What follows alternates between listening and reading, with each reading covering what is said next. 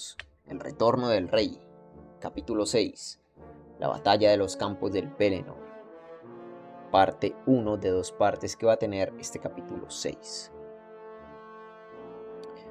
Pero no era un cabecilla orco ni un bandolero el que conducía el asalto de Gondor. Las tinieblas parecían disiparse demasiado pronto, antes de lo previsto por el amo del Capitán Negro. Momentáneamente la suerte le era adversa y el mundo parecía volverse contra él, y ahora se le escapaba la victoria, cuando ya iba a ponerle las manos encima. No obstante, él tenía aún el brazo largo, autoridad y grandes poderes. Rey, espectro del anillo, señor de los Nazgûl, disponía de muchas armas. Se alejó de la puerta y desapareció. Théoden, rey de la Marca, había llegado al camino que iba de la puerta al río. De allí había marchado a la ciudad distante ahora menos de una milla. Moderando el galope del caballo, buscó nuevos enemigos, y los caballeros de la escolta lo rodearon y entre ellos estaba Dernhelm. Poco más adelante, en las cercanías de los muros, los hombres de Elfhelm luchaban entre las máquinas de asedio, matando enemigos, traspasándolos con las lanzas, empujándolos hacia las trincheras de fuego. Casi toda la mitad norte del Pelennor estaba ocupada por los Rohirrim y los campamentos ardían, y los orcos huían en dirección al río, como manadas de animales salvajes perseguidas por cazadores. Y los hombres de Rohan galopaban libremente a lo largo y a lo ancho de los campos. Sin embargo, no habían desbaratado aún el asedio ni reconquistado la puerta. Los enemigos que la custodiaban eran numerosos, y la otra mitad de las llanuras estaba ocupada por ejércitos todavía intactos. Al sur, del otro lado del camino, aguardaba la fuerza principal de los Haradrim, y la caballería estaba reunida en torno del estandarte del capitán. Y el capitán miró el horizonte a la creciente luz de la mañana, y vio muy adelante y en pleno campo de batalla la bandera del rey, con unos pocos hombres alrededor. Poseído por una furia roja, lanzó un grito de guerra y desplegó el estandarte, una serpiente negra sobre fondo escarlata, y se precipitó con una gran horda sobre el corcel blanco en campo verde, y las cimitarras desnudas de los hombres del sur centellearon como estrellas.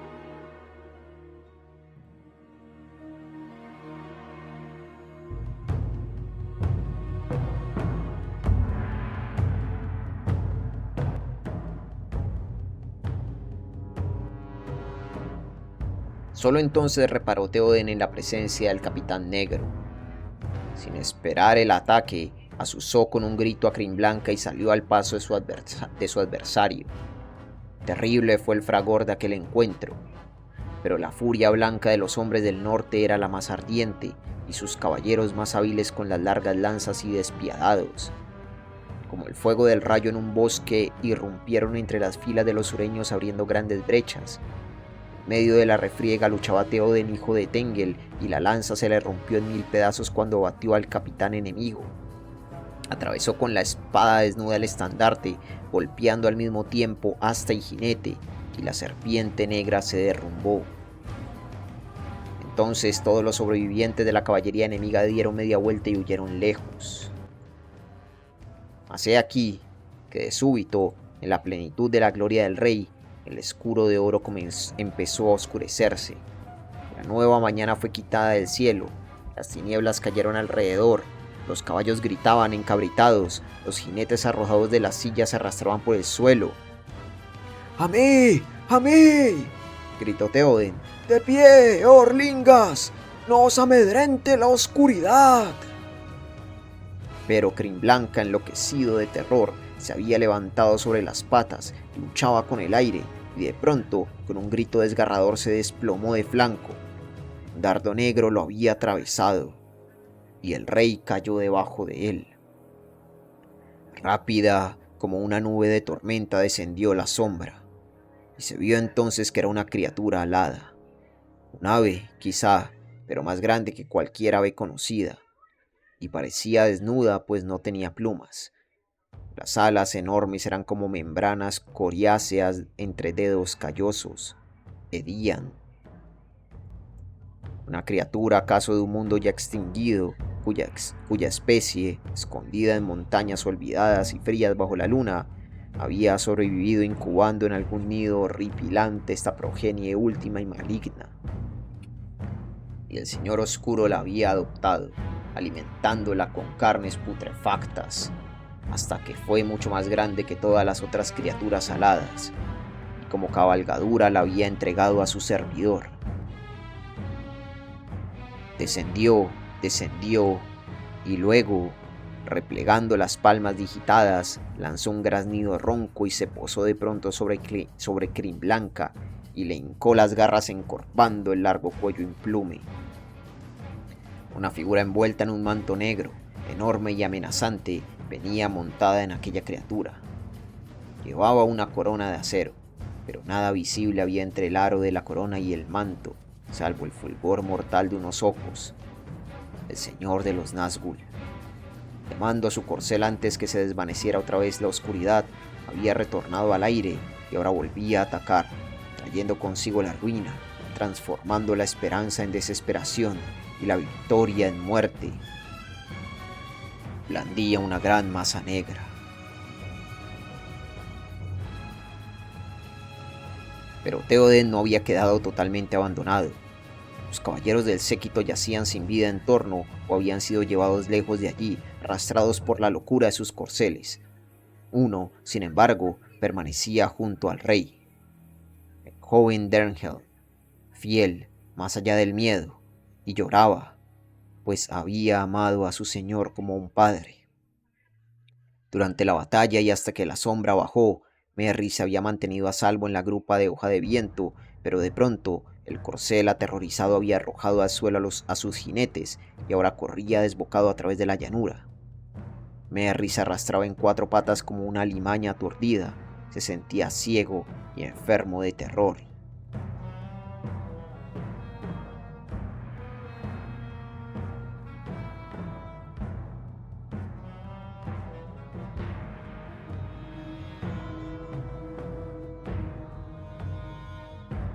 ¡Paje del rey! ¡Paje del rey!, le gritaba el corazón dentro del pecho. Tu obligación es seguir junto a él. Seréis como un padre para mí, dijiste. Pero la voluntad no le obedecía y el cuerpo le temblaba.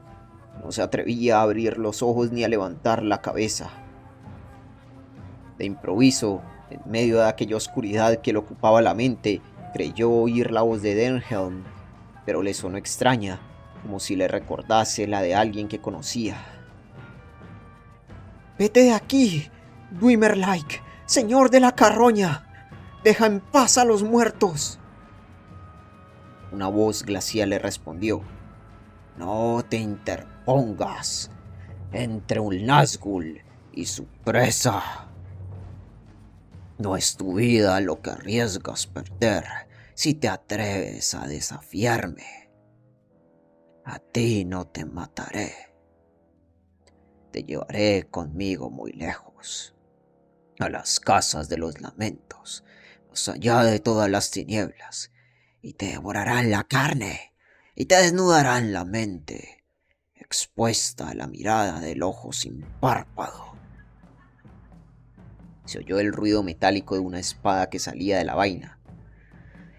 Haz lo que quieras, mas yo lo impediré si está en mis manos. Impedírmelo a mí. Estás loco. Ningún hombre viviente puede impedirme nada. Lo que Merry oyó entonces no podía ser más insólito para esa hora. Le pareció que Dernhelm se reía y que la voz límpida vibraba como el acero. Es que no soy ningún hombre viviente. Lo que tus ojos ven es una mujer. Soy Éowyn, hija de Éomund. Pretendes impedir que me acerque a mi señor y mi pariente. Vete de aquí si no eres una criatura inmortal, porque vivo, espectro oscuro, te traspasaré con mi espada si lo tocas. La criatura alada respondió con un alarido, pero el espectro del anillo quedó en silencio, como si de pronto dudara. Estupefacto más allá del miedo, Merry se atrevió a abrir los ojos. Las tinieblas que le oscurecían la vista y la mente se desvanecieron, y allí, a pocos pasos, vio a la gran bestia rodeada de una profunda oscuridad, y montado en ella como una sombra de desesperación al señor de los Nazgûl. Un poco hacia la izquierda, delante de la bestia alada y su jinete, estaba ella, la mujer que hasta ese momento Merry llamara Derhelm. Pero el yelmo que ocultaba el secreto de Éowyn había caído, y los cabellos sueltos de oro pálido le resplandecían sobre los hombros. La mirada de los ojos grises como el mar era dura y despiadada, pero había lágrimas en las mejillas. La mano esgrimía una espada, y alzando el escudo se defendía de la horrenda mirada del enemigo. Era Éowyn y también era Derhelm, y el recuerdo del rostro que había visto en el sagrario a la hora de la partida reapareció una vez más en la mente del hobbit, el rostro de alguien que ha perdido toda esperanza y busca la muerte. Y sintió piedad y asombro, y de improviso el corazón de los de su raza, lento en encenderse, volvió a mostrarse en él. Apretó los puños, tan hermosa, tan desesperada. Éowyn no podía morir. En todo caso, no iba a morir a solas, sin ayuda. El enemigo no lo miraba, pero Merry no se atrevía a moverse temiendo que los ojos asesinos lo descubrieran. Muy lentamente se arrastró a un lado, pero el capitán negro, movido por la duda y la malicia, solo miraba a la mujer que tenía delante, y a Merry no le prestó más atención que un gusano en el fango. De pronto la bestia horripilante batió las alas, levantando un viento hediondo. Subió en el aire y luego se precipitó sobre Éowyn, atacándola con el pico y las garras abiertas. Tampoco ahora se inmutó Éowyn, doncella de Rohan, descendiente de reyes, flexible como un junco, pero templada como el acero, hermosa pero terrible. Descargó un golpe rápido, hábil y mortal. Y cuando la espada cortó el cuello extendido, la cabeza cayó como una piedra y la mole del cuerpo se desplomó con las alas abiertas. Éowyn dio un salto atrás, pero ya la sombra se había desvanecido. Un resplandor la envolvió y los cabellos le brillaron a la luz del sol naciente. El jinete negro emergió de la carroña, alto y amenazante, con un grito de odio que traspasaba los tímpanos como un veneno. Descargó la maza. El escudo se quebró en muchos pedazos y Éowyn vaciló y cayó de rodillas.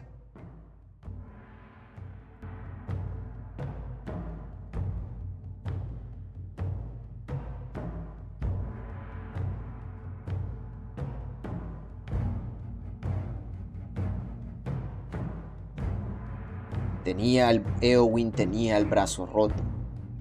El Nazgûl se abalanzó sobre ella como una nube, los ojos le relampaguearon y otra vez levantó la maza, dispuesto a matar. Pero, de pronto, se tambaleó también él, y con un alarido de dolor cayó de bruces, y la masa desviada del blanco fue a morder el polvo del terreno. Merry lo había herido por la espalda.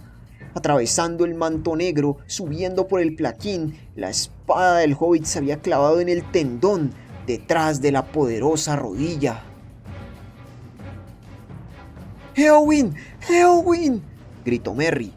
Entonces Éowyn, trastabillando, había logrado ponerse de pie una vez más, y juntando fuerzas había hundido la espada entre la corona y el manto, cuando ya los grandes hombros se encorvaban sobre ella. La espada chisporroteó y voló por los aires hecha añicos. La corona rodó a lo lejos con un ruido de metal. Éowyn cayó de bruces sobre el enemigo derribado. Mas he aquí que el manto y el plaquín estaban vacíos.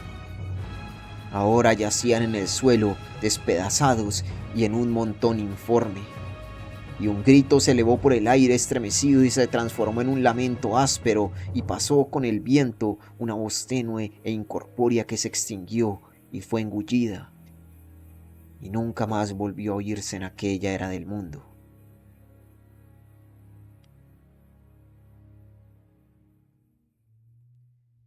Y allí de pie entre los caídos estaba Meriadoc el Hobbit,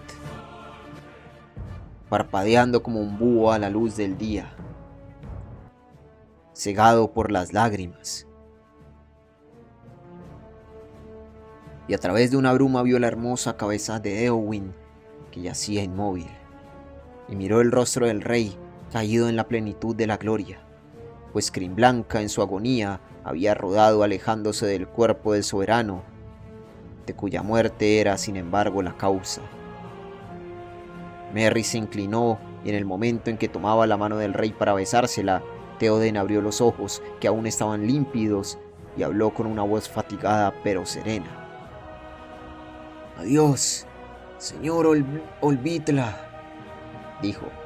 «Tengo el cuerpo deshecho. Voy a reunirme con mis padres, pero ahora ni aún en esa soberbia compañía me sentiré avergonzado. Abatí a la serpiente negra. Un amanecer siniestro, un día feliz y un crepúsculo de oro». Merry no podía decir una palabra y no dejaba de llorar. «Perdonadme, señor», logró decir al fin, «por haber desobedecido vuestra orden y por no haberos prestado otro servicio que llorar en la hora de la despedida». El viejo rey sonrió. «No te preocupes, ya has sido perdonado. Que el magnánimo hable en nosotros. Vive ahora años de bendiciones, y cuando te sientes en paz a fumar tu pipa, acuérdate de mí, porque ya nunca más podré cumplir la promesa de sentarme contigo en Meduseld, ni de aprender de ti los secretos de la hierba». Cerró los ojos y Merry se inclinó de nuevo, pero él pronto volvió a hablar. «¿Dónde está Éomer? Se me enturbia la vista y me gustaría verlo antes de irme. Él será el próximo rey, y también quisiera enviarle un mensaje a Éowyn. No quería separarse de mí, y ahora nunca la volveré a ver. A Éowyn, más cara para mí que una hija». «Señor, señor», empezó a decir Merry con voz entrecortada. «está». Pero en ese mismo instante hubo un gran clamor, y resonaron los cuernos y las trompetas. Merry levantó la cabeza y miró en derredor. Se había olvidado de la guerra y del resto del mundo. Tenía la impresión de que habían pasado muchas horas desde que el rey cabalgara al encuentro de la muerte, cuando en realidad todo había ocurrido pocos minutos antes. Pero en ese momento cayó en la cuenta de que corrían el riesgo de quedar atrapados en medio de la gran batalla que no tardaría en comenzar. Nuevas huestes enemigas llegaban, presurosas, y desde los muros avanzaban los ejércitos de Morgul, y más al sur, desde los campos, la infantería de los Harad, precedida por la caballería y seguida por los Númaquil de lomos gigantescos que transportaban torres de guerra. Pero, en el norte, una vez más reunida y reorganizada por Éomer, detrás del penacho blanco de su cimera, avanzaba la gran vanguardia de los Rohirrim, y desde la ciudad descendían todos los hombres que habían quedado dentro. Llevaban el cisne de plata de Dol Amroth y dispersaron a los enemigos que custodiaban la puerta. Un pensamiento cruzó un instante por la mente de Merry. ¿Dónde anda Gandalf? ¿Por qué no está aquí? ¿No podría haber salvado al rey y a Éowyn? En ese momento llegó Éomer al galope, acompañado por los sobrevivientes de la escolta del rey que habían logrado dominar a los caballos. Y todos miraron con asombro el cadáver de la bestia abominable, y los caballos se negaban a acercarse. Pero Éomer se apeó de un salto, y el dolor y el desconsuelo cayeron de pronto sobre él cuando llegó junto al rey y se quedó allí en silencio. Entonces uno de los caballeros tomó de la mano de Gudfal, el portaestandartes que yacía muerto, la bandera del rey, y la levantó en alto. Théoden abrió lentamente los ojos, y al ver el estandarte inclinó con una seña que se lo entregaran a Éomer. «Salve, rey de la marca», dijo. «Marcha ahora a la victoria. Llévale mis adioses a Éowyn». Y así murió Théoden sin saber que Éowyn yacía a su lado, y quienes lo rodeaban lloraron, clamando: ¡Théoden Rey! ¡Théoden Rey! Pero Éomer les dijo: no derraméis excesivas lágrimas. Noble fue en vida el caído y tuvo una muerte digna. Cuando el túmulo se levante llorarán las mujeres. Ahora la guerra no se reclama. Sin embargo, Éomer mismo lloraba al hablar. Que los caballeros de la escolta monten guardia junto a él y con honores se retiren de aquí el cuerpo para que no lo pisoteen las tropas en la batalla. Sí, el cuerpo del rey y el de todos los caballeros de su escolta que aquí yacen. Y Éomer miró a los caídos y recordó sus nombres. De pronto vio a Éowyn, su hermana, y la reconoció. Quedó un instante en suspenso, como un hombre herido en el corazón por una flecha en la mitad de un grito. Una palidez cadavérica le cubrió el rostro y una furia mortal se alzó en él, y por un momento no pudo decir nada. Parecía que había perdido la razón. ¡Éowyn! ¡Éowyn!, gritó al fin. ¡Éowyn!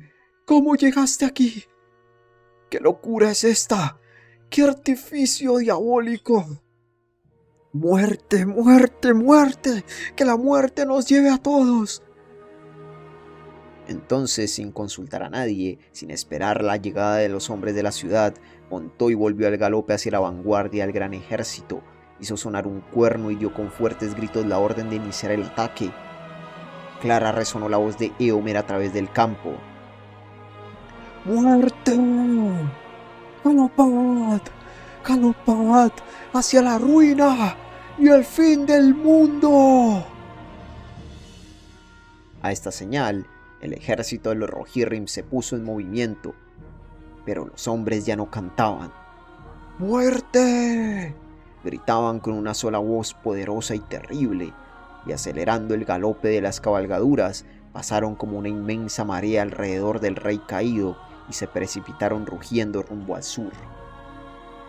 Y Meriadoc, el hobbit, seguía allí sin moverse, parpadeando a través de las lágrimas, y nadie le hablaba. Nadie en realidad parecía verlo.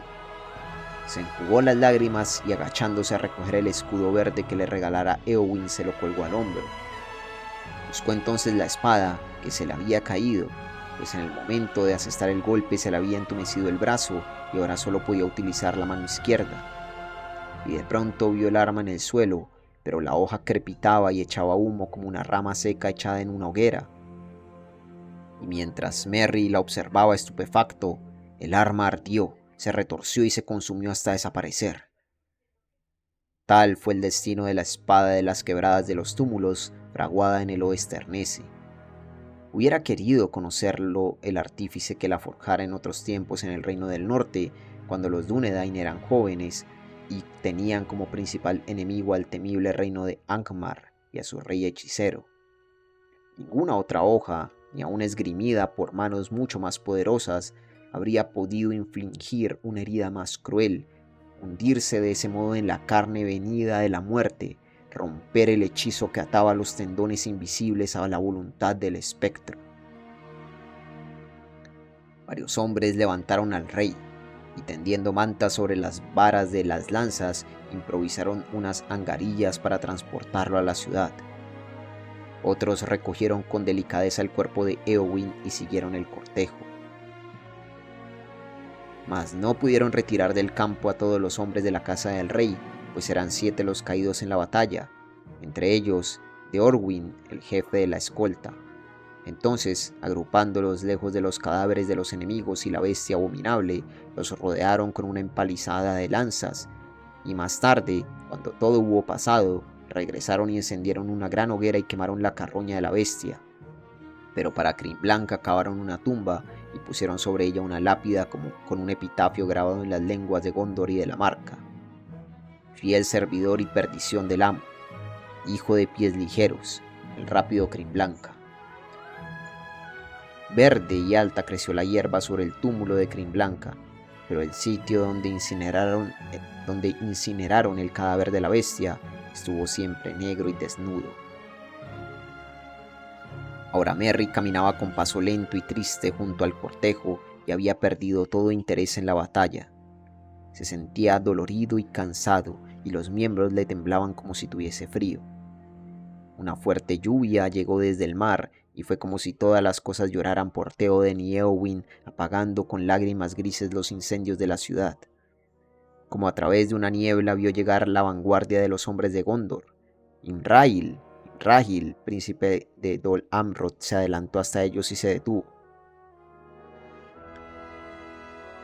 ¿Qué es esa carga que lleváis, hombres de Rohan?, gritó. Théoden rey, le respondieron. Ha muerto, pero ahora Éomer rey galopa en la batalla, de la crin blanca al viento. El príncipe se apeó del caballo y arrodillándose junto a las parihuelas improvisadas, rindió homenaje al rey y a su heroísmo, y lloró. Y al levantarse vio de pronto a Éowyn y la miró estupefacto. ¿No es una mujer?, exclamó. ¿Acaso las mujeres de los Rohirrim han venido también a la guerra a prestarnos ayuda? Nada de eso, le respondieron. Solo una ha venido. Él es la dama Éowyn, hermana de Éomer, y hasta este momento ignorábamos que estuviese aquí, y lo deploramos amargamente. Entonces el príncipe, al verla tan hermosa pese a la palidez del rostro frío, le tomó la mano y se inclinó para mirarla más de cerca. ¡Hombres de Rohan!, gritó. ¿No hay un médico entre vosotros? Está herida, tal vez de muerte, pero creo que todavía vive. Le acercó a los labios fríos el brazal brillante y pulido de la armadura, y he aquí que una niebla tenue y apenas visible empañó la superficie bruñida. Ahora, dijo, tenemos que darnos prisa. Y ordenó a uno de los hombres que corriera a la ciudad en busca de socorro. Pero él mismo se despidió de los caídos con una reverencia y volviendo a montar partió al galope hacia el campo de batalla. La furia del combate arreciaba en los campos del Pelennor. El fragor de las armas crecía con los gritos de los hombres y los relinchos de los caballos.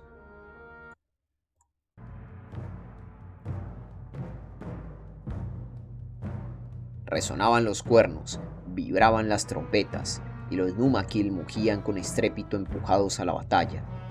Al pie de los muros del sur, la infantería de Gondor atacaba a las legiones de Morgul que aún seguían apiñadas allí, pero la caballería galopaba hacia el este en auxilio de Éomer, Húrin el Alto, guardián de las llaves, y el señor de Losarnak, e Irluin de las colinas verdes, y el príncipe Imrahil el hermoso rodeado por todos sus caballeros. En verdad, esta ayuda no les llegaba a los Rohirrim antes de tiempo. La fortuna le había dado la espalda a Éomer, su propia furia lo había traicionado. La violencia de la primera cometida había devastado el frente enemigo y los jinetes de Rohan habían irrumpido en las filas de los hombres del sur, dispersando a la caballería, aplastando a la infantería. Pero en presencia de los Númaquil los caballos se plantaban, negándose a avanzar. Nadie atacaba a los grandes monstruos, erguidos como torres de defensa, y en torno se atrincheraban los Haradrim. Y si al comienzo del ataque la fuerza de los Rohirrim era 3 veces menor que la del enemigo, ahora la situación se había agravado. Desde Osgiliath, donde las huestes enemigas se habían reunido a esperar la señal del Capitán Negro para lanzarse al saqueo de la ciudad y la ruina de Gondor, llegaban sin cesar nuevas fuerzas. El capitán había caído, pero Godmok, el lugarteniente de Morgul, los exhortaba ahora a la contienda. Hombres del este que empuñaban hachas, Variax que venían de Khand, hombres del sur vestidos de escarlata y hombres negros que de algún modo parecían trolls llegados de la lejana Arad, de ojos blancos y lenguas rojas. Algunos se precipitaban a atacar a los Rohirrim por la espalda, mientras otros contenían en el oeste a las fuerzas de Gondor para impedir que se reunieran con las de Rohan. Entonces, a la hora precisa en que la suerte parecía volverse contra Gondor y las esperanzas flaqueaban, se elevó un nuevo grito en la ciudad. Mediaba la mañana, soplaba un viento fuerte y la lluvia huía hacia el norte. Y el sol brilló de pronto. En el aire límpido, los centinelas apostados en los muros atisbaron a lo lejos una nueva visión de terror y perdieron la última esperanza.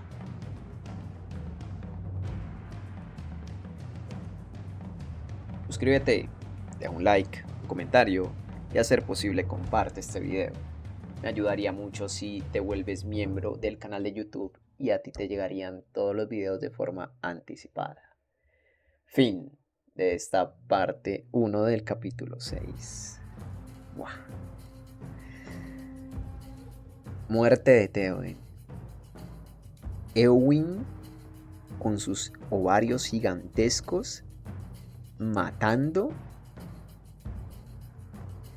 al capitán de los Nazgûl, al rey hechicero, al ser que nunca jamás un hombre lo pudo matar. Ningún hombre vivo lo podía matar. Y entre un mediano que le acuchilló, bueno, un hobbit que le acuchilló los tendones detrás de la rodilla, y Éowyn, una dama guerrera, acabaron con su inmunda existencia, hermano. ¡Wow! ¡Qué épico! ¡Qué fucking épico, hermano! ¡Qué fucking épico! Oye, Théoden no se da cuenta que Éowyn está ahí. En la película al menos es bonito como que tengan una despedida, ¿no? Es como, joder, está ahí a tu lado, literalmente. Porque claro, Éowyn cuando mata al rey hechicero, cuando mata al rey brujo, ella se desvanece. Entonces se desmaya. Entonces, claro, ahí la vaina es que ella realmente no tuvo oportunidad de despedirse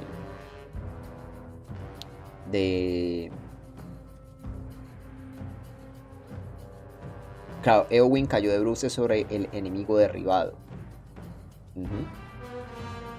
De hecho, cayó sobre el plaquín, el manto y el plaquín, que terminaron vacíos. O sea, el rey brujo era una especie de espíritu que estaba de alguna forma, ¿sabes?, ocupando esa armadura. Y Éowyn lo destruyó. Porque realmente él era... Ningún hombre viviente puede impedirme nada. Claro, ningún hombre podía matarlo.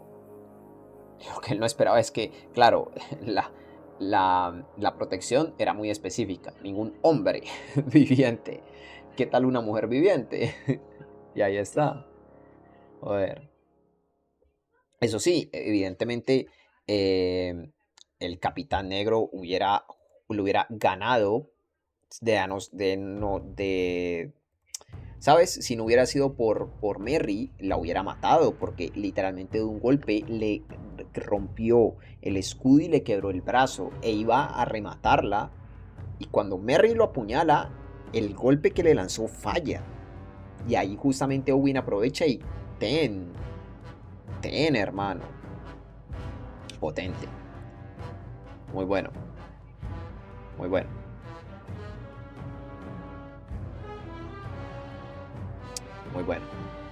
En fin, espero que lo hayan disfrutado. Nos vemos en la próxima con más de El Señor de los Anillos. Bye.